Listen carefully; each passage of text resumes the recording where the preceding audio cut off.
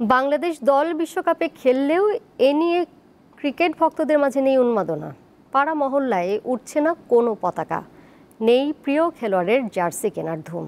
Tiger সমর্থকরা বলছেন শান্ত বাহিনীর হতশ্রী পারফরমেন্স হতাশার অন্যতম কারণ। টি-20 বিশ্বকাপ, তবে বাংলাদেশে তার আমেজটা এবার বেশ মলিন। খোদ বিসিবিও যেন হয়ে রয়েছে বিবর্ণ।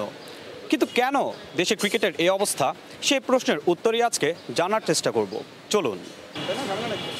এ হলো দেশে হোম অফ ক্রিকেট খ্যাত মিরপুর স্টেডিয়াম পাড়ার চিত্র। রয়েছে বিসিবির কার্যালয়, তবুও এখানে এলে মনে হবে না বিশ্বকাপে খেলছে বাংলাদেশ।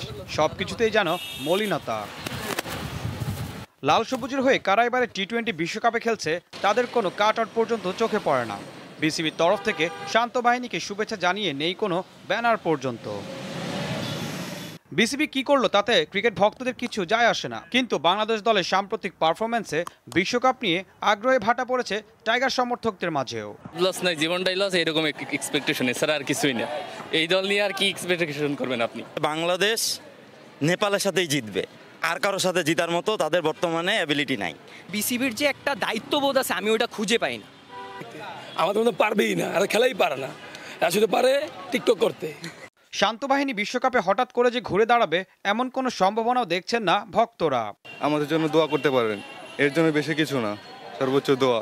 হারলেও বাংলাদেশ, জিতলেও বাংলাদেশ, শুধু এইটাই বলার থাকবে, কখনো বলা যাবে না যে আমরা কাপ নিব।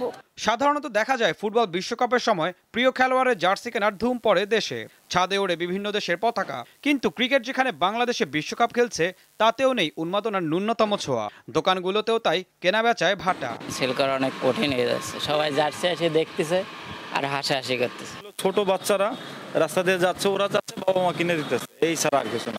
আগামী 8 জুন শ্রীলঙ্কার বিপক্ষে ম্যাচ দিয়ে বিশ্বকাপ মিশন শুরু করবে বাংলাদেশ। ঈশান হাসান, দীপ্ত স্পোর্টস, ঢাকা।